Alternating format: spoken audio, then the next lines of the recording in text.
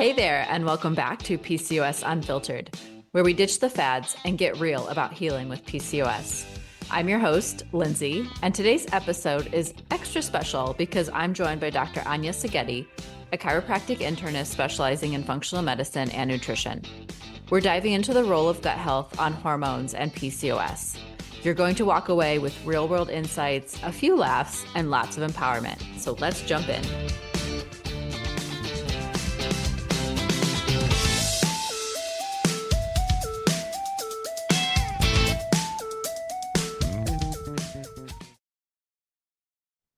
Okay. Welcome. I have a very, very special guest today, a good friend of mine and special guest, Dr. Anya Szigeti. And I'm just going to let her kind of start it off. So first, can you just share about your journey and what's kind of brought you what you do and what's brought you here? I shall. Thank you so much, Lindsay, for this opportunity. So my journey actually began as a patient, and I struggled for years with a laundry list of symptoms, including things like chronic fatigue, bloating, brain fog, irregular cycles, and then I was eventually diagnosed with Hashimoto's thyroiditis. Unfortunately, conventional medicine or allopathic medicine really only had one thing for me, and that was medication. And I didn't see that as a real solution because I felt like there was more.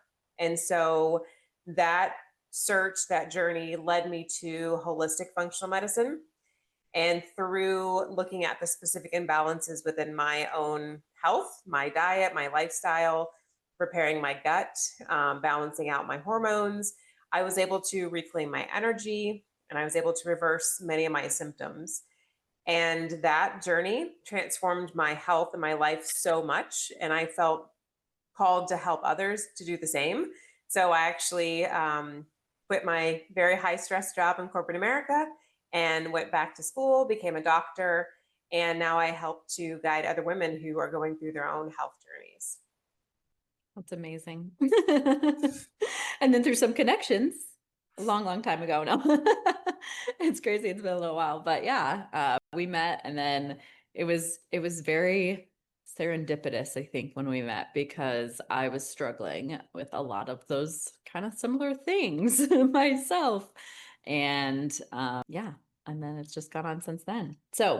Um, so yeah, was there a defining moment when you realized how the gut plays such a huge role in overall health? Yes, and unfortunately for me, with my journey, it was after years of trial and error, jumping from like doctor to doctor, being referred to different specialists, and not really getting any answers from any of them.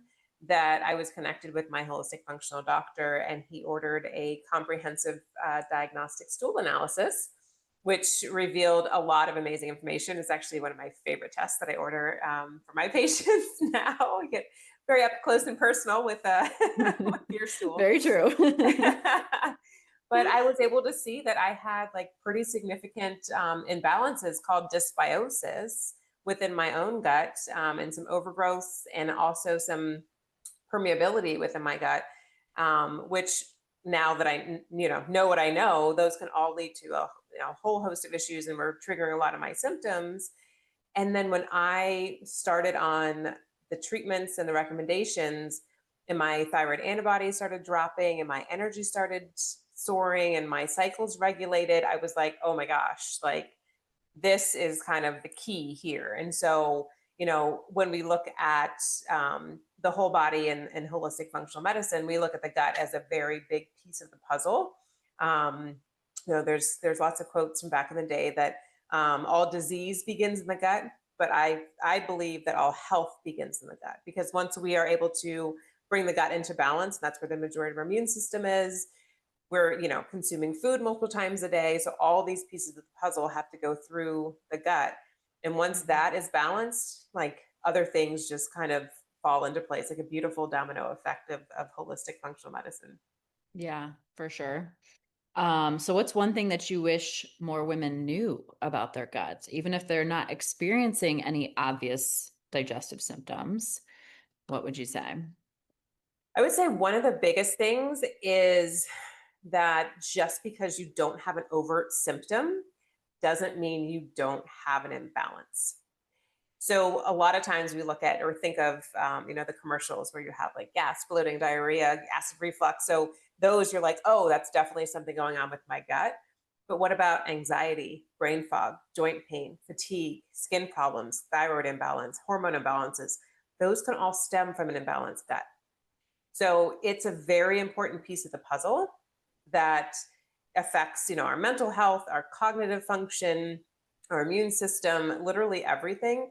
And so that's something that I was so thankful that my doctor, my holistic functional doctor, checked for me. And that is one of the main areas that I check with the majority of my patients too, just because it's, can cover so many pieces of the puzzle. So just because you don't have an overt symptom that you'd say would tie right to the gut doesn't mean you don't have a gut imbalance. Yeah. That was like one big thing for me because like knowing what I know now and looking back, there Hmm. were definitely some things that I'm like, yeah, like my body was trying to tell me something back then, but I just Yeah. wasn't listening. But also, I think because, yeah, traditional medicine doesn't associate some of those symptoms, like they just don't look at the overall picture, you know? Hmm. So I talk a lot about skin, I feel like a lot, like with my clients, I've mentioned it on other podcasts, um, and how the skin is saying so much. But when you go to a doctor, a dermatologist, whatever, because you have some little rash, they're just like, here's Hmm. the cream. And they don't, Exactly. yeah, they don't associate with anything that could be going on inside your body. And when the skin is the Hmm. largest organ, especially, and it's the outward facing organ, Yeah, yeah, it's telling us so, so much. So, for sure. The skin um, is definitely an area that is going to reflect the health of the gut. And I often will share with patients that come to me with skin or even hair or nail complaints. mhm. And I have to explain to them from the very beginning, okay, that's what you see, but your body is very wise and it knows that there's imbalances going on elsewhere. This is its way of telling you something's wrong.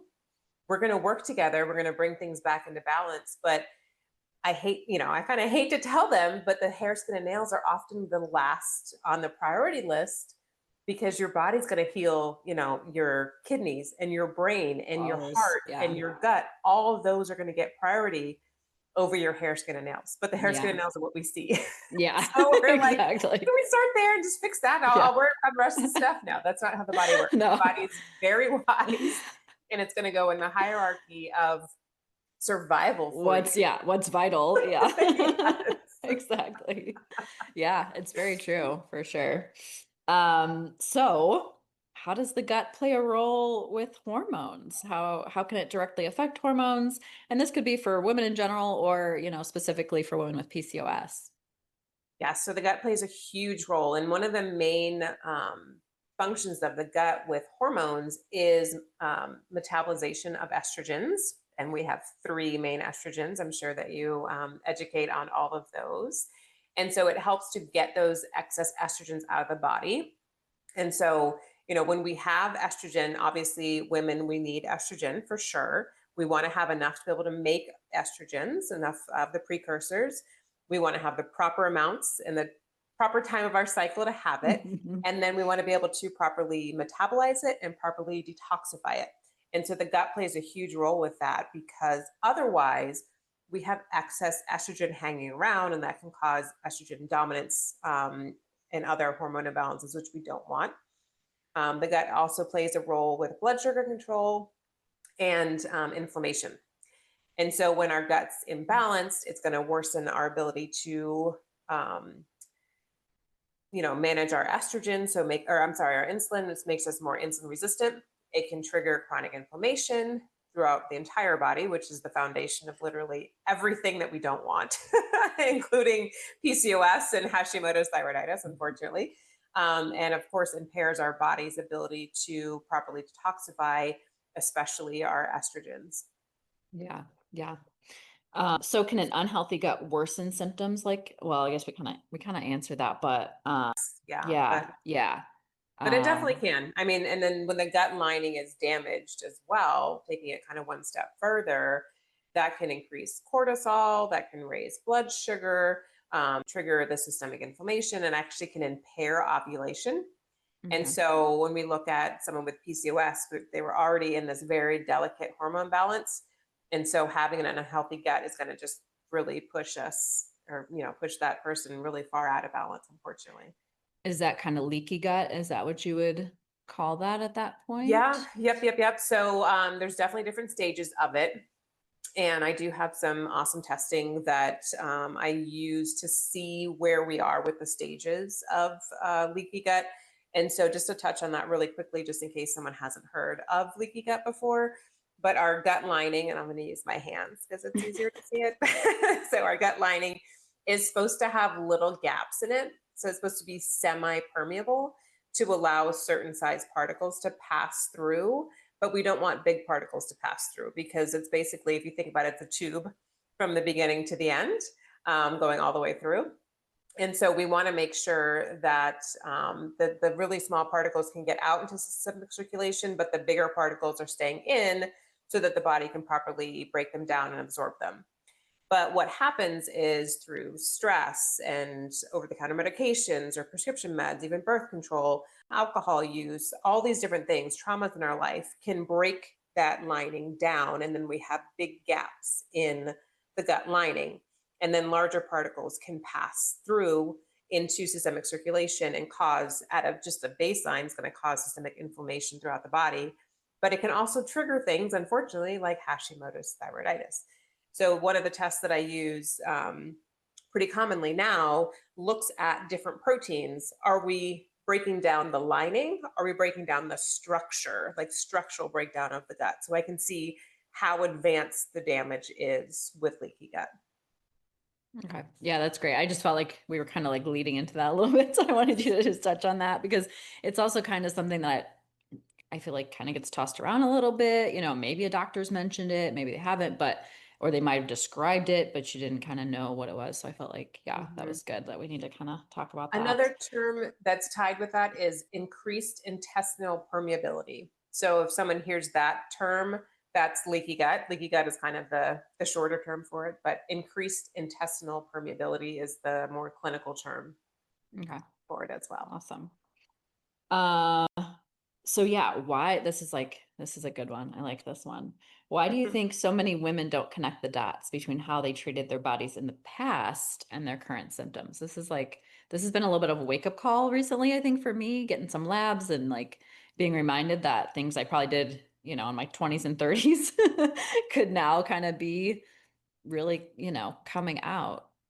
Yeah. So yeah, I wanted to definitely thank you for this question. This is an area that I think we've all been seriously misled, unfortunately. But dysfunctions don't happen overnight. They build up slowly over years of misguided choices. And the symptoms, unfortunately, don't show up until much later, years later. So there's a lot of different research out there right now, but roughly about 10 years is the general timeline for a chronic disease to present from the time when the imbalances really started to happen until there's significant symptomology for diagnosis, which is kind of crazy to think about. So, our bodies are beautiful, they're strong, they want to be balanced, and they will fight for you until they just can't anymore. And so, if we think about, and I'm again very thankful for a lot of the research that's being done into traumas. So, adverse childhood traumas have a huge impact on our health later on in life. Um, Things like birth control use. I know that you and I had talked about that too, that I think most of us did. And we just didn't, we weren't, maybe we were told the side effects and we're like, yeah, whatever, that's not going to happen to me because I'm bulletproof. I'm 20. It doesn't matter. Nothing can touch me. Exactly. Um, you Yep. know, and then like high stress lifestyle. Like I remember when I look back and I do the timelines with my patients too to really peel back the layers to figure out when things started to happen. But I look back at my own health and I'm like, okay, I was in a high stress job. I was training for ultra marathons and Ironman triathlons. I had been recently divorced. I'd lost my grandmother and my mother. Like I'm like listing all these huge things that had just happened in my life. And I'm like, oh my gosh, if one of those were going on, that's a lot for your body. And I had like six or Yeah. seven massive, huge life events that happened in a very short period of time. And then couple that with, the ultra processed food and poor sleep and, hanging out all night and drinking more than we should. And just all these things that we think, aren't going to affect us. And I'm, as guilty as all the others. Yep. In my 20s and 30s, I thought I was invincible. But that's the beautiful thing with what, you and I are doing now, is that we're able to pull together these pieces and start to put it together, the puzzle, and say, okay, yes, we did these things, but how do we work on, I don't want to say mitigating the damage, but like, where do we start to rebalance the body? What do we need to, what isn't serving us in this time right now? And what do we need to add in or do differently to help our bodies to heal? And also give ourselves grace, because we all have a story. We all have a life. We've all done things that, knowing what we know now, we would have done differently, but we can't do that. We can say, we're here in this moment right now, and how can I make the best choices for my health and my body moving forward without driving myself crazy? Exactly. Stressing your body out more. Yeah. Yeah. Like you definitely don't want to, you don't want the shame or the embarrassment or whatever from what you've done in the Mhm. past kind of coming to a head and then just, yeah, stressing you out more. You just have to kind of, okay, like you just said, what can we tackle first? How can we improve? What's the most important? Um, yeah. And even going back to what you were saying earlier about 10 years, because definitely 30s. There were definitely some things like, no, no, again, knowing what I know now and looking back, and I'm like, yeah, but in my 20s, Mhm. you know, Yep. like you just Yeah. said, you think you're invincible. Oh my So gosh. yeah, but Yes. but definitely started seeing a lot of it, the digestive issues, and then even the effects of the birth control now, Mhm. I think played a role in all of that too. So For sure. um yeah. Yeah, I looked Um up some of the side effects of some of the birth control that I used, and it was terrifying. Like, I'm some of them have black box warnings now. yeah. And the So thing don't use was them like, over 2 years. And I used one of them for like 9. And I oh, was like, I oh, was on my, cool. yeah, I was on mine for like 20 some years. Yeah. Yeah. Yeah. Yeah. I'm like, I don't think I want to look at that. But the thing was too, like my doctor was like, oh, well, you actually have a reduced chance of breast cancer and all, ovarian cancer or whatever. Yeah. Because I think, yeah, she just wanted me to be on it. And then even when I've like had first talked to her about getting off of it, she kind of like shamed me into getting off of it. Okay, so what are some ways that past gut damage or years of poor self-care can manifest years later as PCOS symptoms or other, hormone dysfunction? Yeah. So as we kind of talked about with the damage to the gut lining, um, even one round of antibiotics in our lifetime can completely change the entire terrain of the gut, which is just like mind blowing to me, especially thinking about, obviously my parents did the best that they could, but anytime we were sick, we were on antibiotic. And so now I know like how damaged my gut was before, I even had the choice to be able to make those decisions for Mhm. myself, which is kind of, um, unfortunate to see when we look back, but empowering in a way now to say that yes, this happened to me, but I can do something about it now. But things like chronic stress, like we talked about, the adverse childhood traumas, nutrient poor diets, so having the ultra processed food, for sure, these all alter and damage the microbiome and damage the gut lining. And so this leads to leaky gut, this leads to inflammation, blood sugar instabilities, thyroid dysfunction, PCOS. But the kind of the big picture with this is death by a million small cuts. So this isn't one time, because one little cut, our body is brilliant. It can heal, it'll repair. 100 cuts, our body's still doing it. 1,000 cuts, our body's struggling, but it's hanging on. And then we go to college, or we get our first job, or we're, entering into motherhood. We have relationship stress. We're eating ultra processed foods. We're up all night. We're having alcohol. We're having medications. We have trauma. All this stuff piles up. our immune system's weakened, our response is dampened down, and it, reduces the resilience of our immune system. And so this becomes a huge issue because then our body isn't able to bounce back as Mhm. much. And so every little assault cuts a little deeper. And then we look at things like toxic personal care products that we slather on every day and toxic food and beverage products that we're consuming multiple times a day. And then toxic relationships, toxic social media, news, unachievable expectations that we put on ourselves or society puts on us. All of this is slowly reducing our resilience and allowing every single cut to penetrate a little deeper, depletes our resources more, weakens our defenses, leaves us vulnerable. And Mhm. so, unfortunately, chronic diseases don't happen every night, fortunately or unfortunately. But the what is misunderstood or misinformed is that this isn't, this is the result of all these little choices that we've made through decades of the little cuts and little assaults.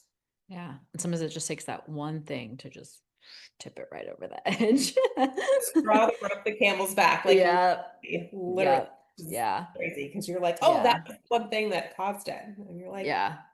no, it was the Yeah. thousand things, and that was the one that you noticed. Yeah. Exactly. Yep. Yeah. I mean, I loved like when we first started working together because you even asked about, how long was I breastfed? And, like going back to, to birth. Um, because like you just mentioned about the antibiotics, I mean, I was on amoxicillin, I think like every 6 months for like a few years because I had strep throat. And then I came to a point where they didn't even test me anymore. They're like, well, she probably just has it. She has it all the time. So we're just going to put her on another set of antibiotics. And yeah. And that was probably, like you said, a few of those cuts. Um, and then like, I know for me, it was COVID, I think, was the final. Like I said, looking back now, yes, there were lots of cuts, but then it was COVID because we had the gym stressed out because we had to close the gym. Nobody knew what was going on. We didn't know what this thing was. And then, yeah, that's when I had the joint pain and started the gluten, intolerance and all that stuff. And yeah, so it definitely wasn't just that period of time, those couple months. It was like, Right. years and years before that for sure. Yeah. Yeah. And when we look Um, to, um, how we were delivered, which again isn't our choice, right? That's our mother's mhm, choice and their doctor's choice, and what's the best decision in that moment of time. But if we aren't born vaginally, that is setting us up for an imbalanced immune system from birth. And so that's why I ask those questions, because I need to know, how far back do we have imbalances? Is this from yeah, the day you were born? And yeah. then, I have some patients that breastfeed their children for a year. I have some that do 2 years. And I know like that is a huge, again, like there's a balance with everything. That's a huge stress on Mhm. the mother. I mean, yes, it's giving amazing nutrients to the child, but like that's a time stress, nutrient stress, depleting the mother. So there's like all these other factors to look at when you look at those pieces of the puzzle. But we know for a fact vaginal birth and at least 6 months, ideally a year of breastfeeding is the research based of having the strongest immune system. Um, Yeah. so yeah. Yeah. I'm glad you brought up that birth part because like I've heard this throughout like in other podcasts even and stuff too. Um, and knowing what I know from being in healthcare for as long as I was, how women schedule C-sections or their doctors want to schedule a C-section because it's convenient, for them or the mother. You have more control, all this stuff, but you don't realize, yeah, how much more beneficial it could be just having a natural, vaginal birth. But I feel like that was a big trendy thing. I mean, I haven't worked at the bedside, worked in a hospital in several years now, but I do remember just talking to a lot of women, seeing a lot of women that it was just the trend was kind of like, yeah, we're just going to schedule a C-section, around this time. Wow, what an amazing conversation. Big thanks to Dr. Anya for sharing her time, her wisdom, and her heart with us today. I hope you're feeling as inspired and empowered as I am. If you'd like to connect with Dr. Anya, you can find all the info in the show notes. And if you love today's episode, don't forget to subscribe, share it with a friend who needs to hear it, and leave a quick review. It helps us reach even more amazing women just like you. Until next time, keep nourishing your body, healing your heart, and thriving, unfiltered and unstoppable.